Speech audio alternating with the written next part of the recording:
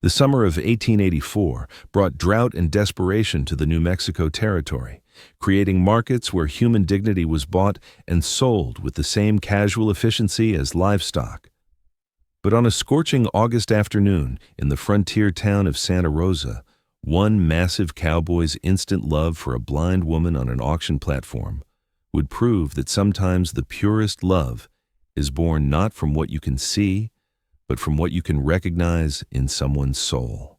Garrett Stone Mackenzie stood 6 feet 10 inches tall and weighed 320 pounds of solid muscle earned from 25 years of brutal frontier work. At 43, he had built the Iron Ridge Ranch from nothing through sheer determination and backbreaking labor, creating one of the most successful cattle operations in the territory. But all his success felt hollow, because Stone was fundamentally alone. His enormous size frightened most people, made women nervous, and caused children to hide behind their mothers when he walked down a street.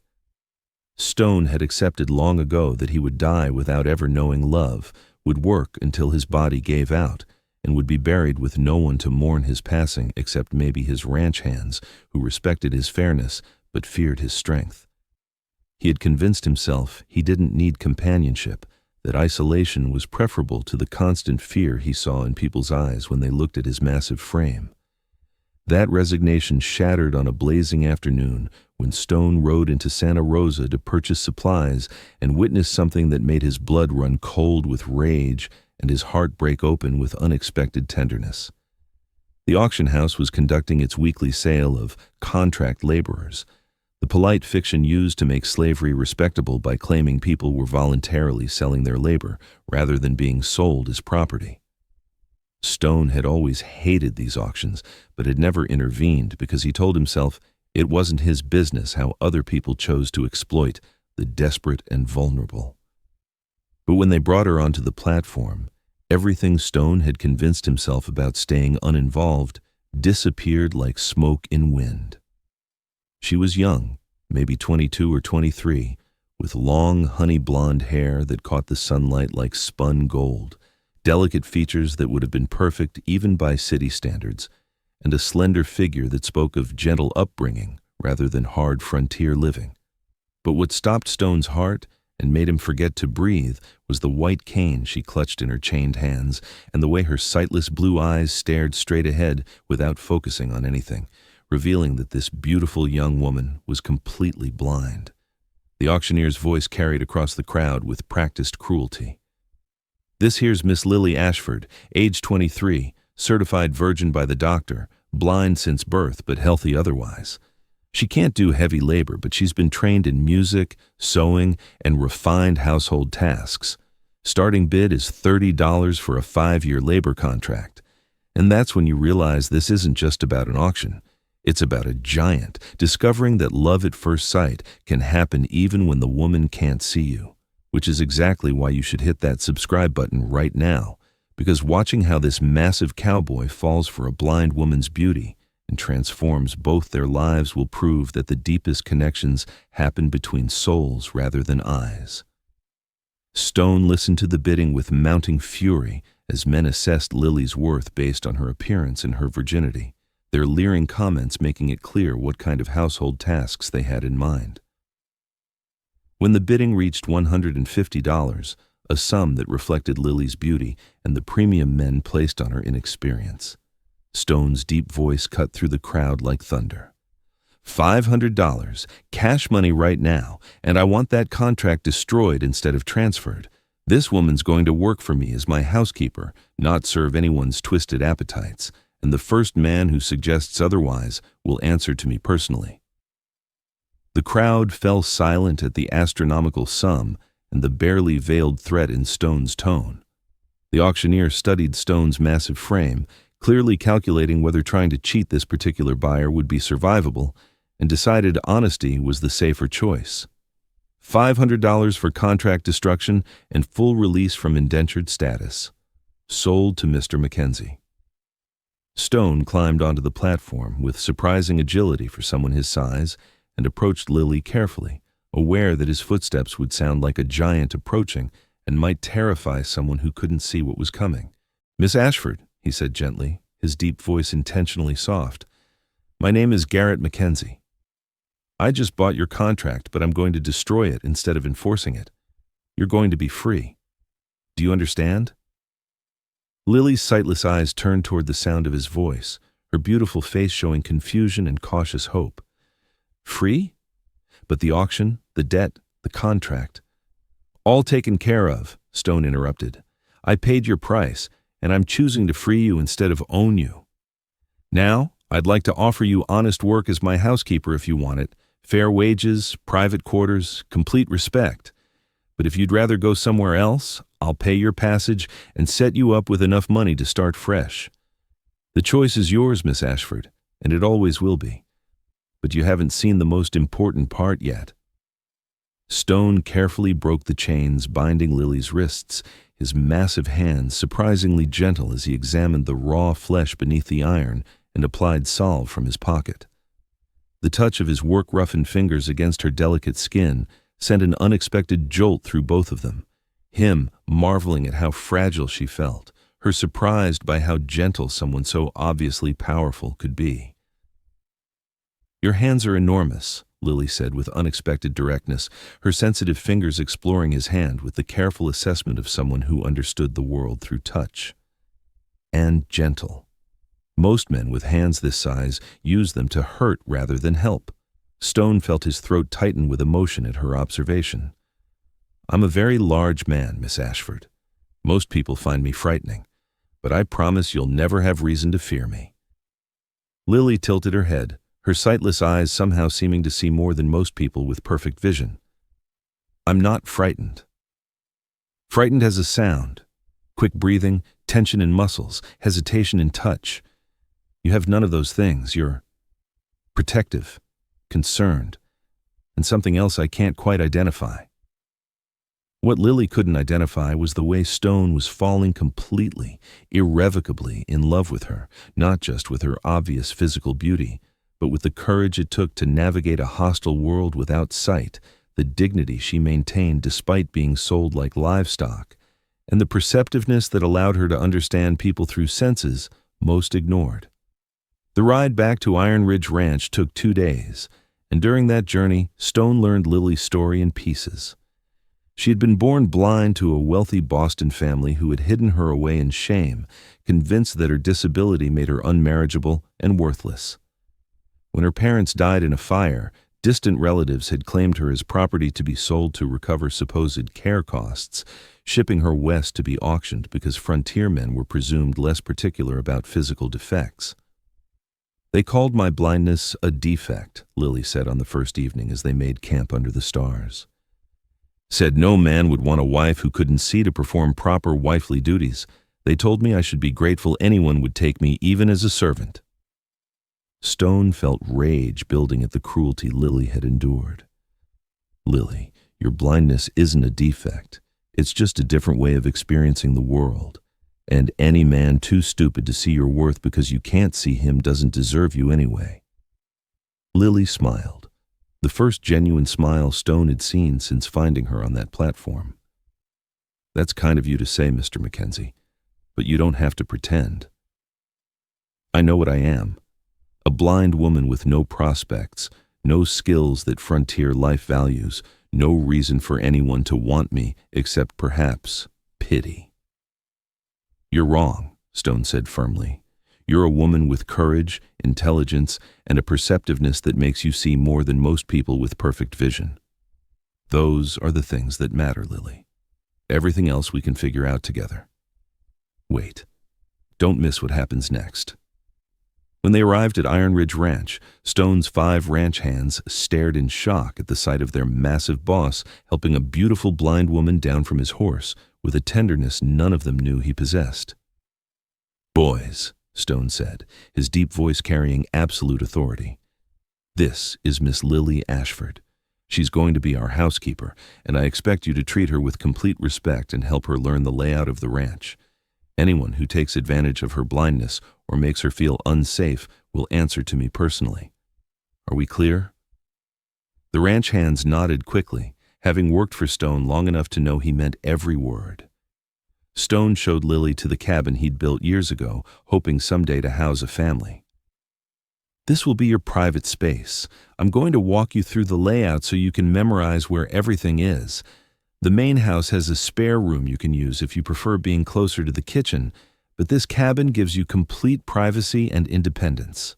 Over the following weeks, Lily transformed Stone's ranch from a functional but stark bachelor operation into something that felt like a home. Her blindness, rather than being the limitation her family had claimed, proved to be almost an advantage in some ways. Her other senses were so acute that she could identify people by their footsteps, navigate spaces after a single careful tour, and cook meals that tasted incredible because she focused entirely on smell, texture, and temperature rather than visual appearance. But more than her practical skills, Lily brought something Stone hadn't realized was missing from his life: intelligent conversation, genuine companionship, and someone who couldn't see his intimidating size and therefore couldn't be frightened by it. "Tell me what you look like," Lily asked one evening as they sat on the porch, her question surprising Stone with its directness. "I've felt your hands, heard your voice, sensed your size from how you move through space, but I want to know what you see when you look in a mirror." Stone was quiet for a long moment, uncomfortable with describing features he'd been taught to see as monstrous.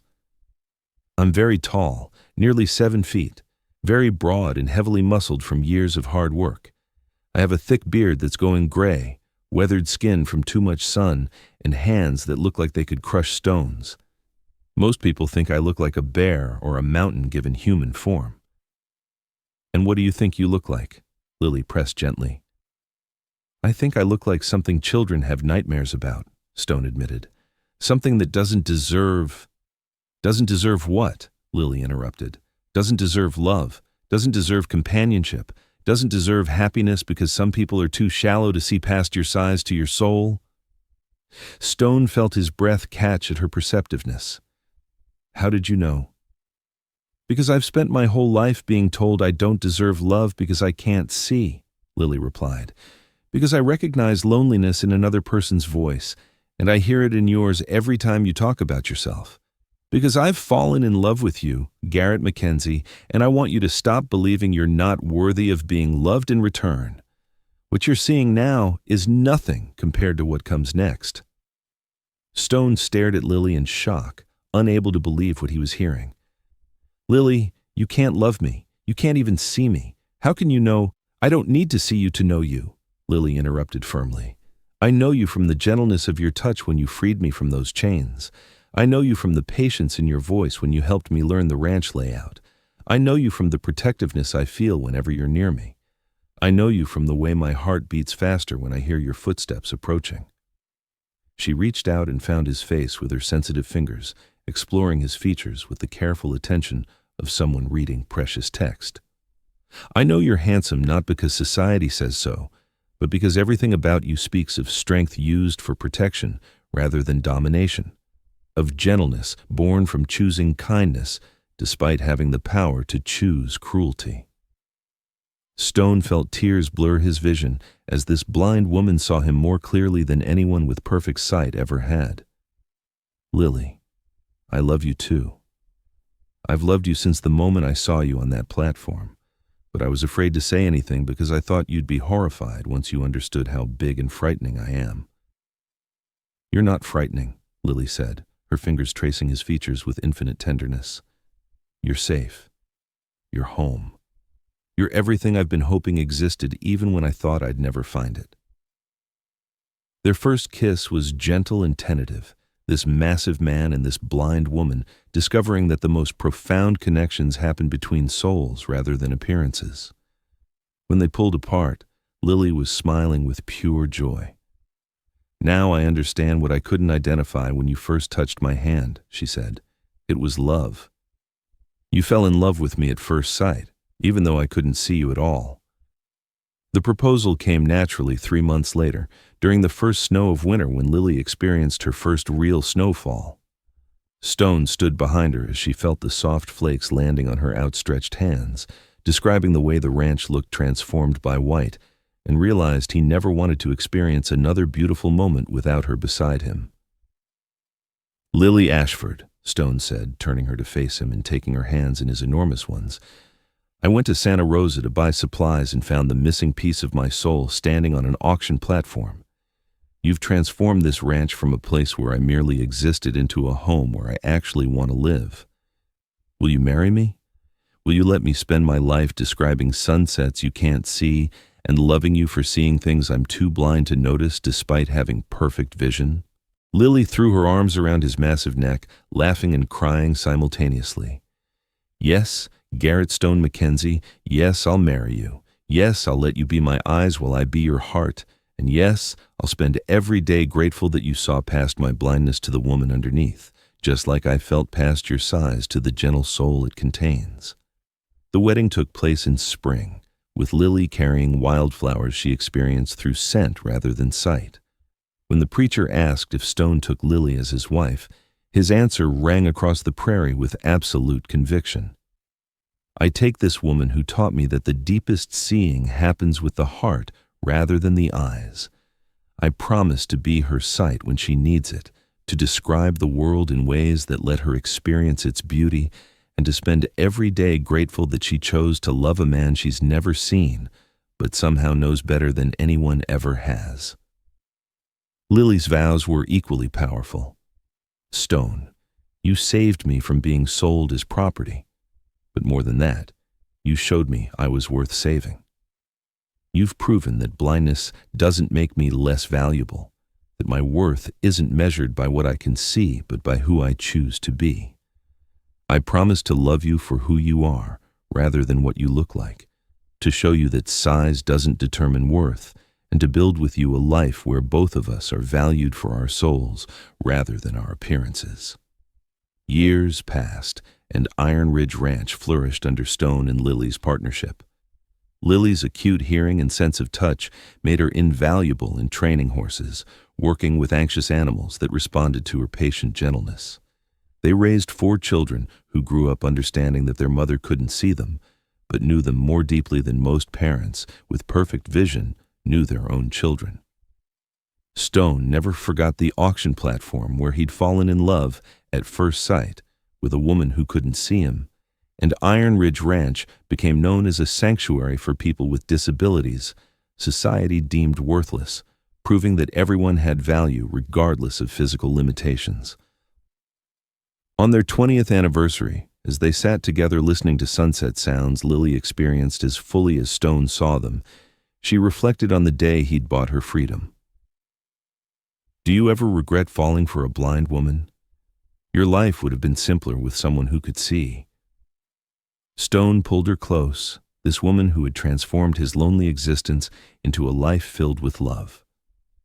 Not for 1 second. Marrying you taught me that the most important things in life can't be seen.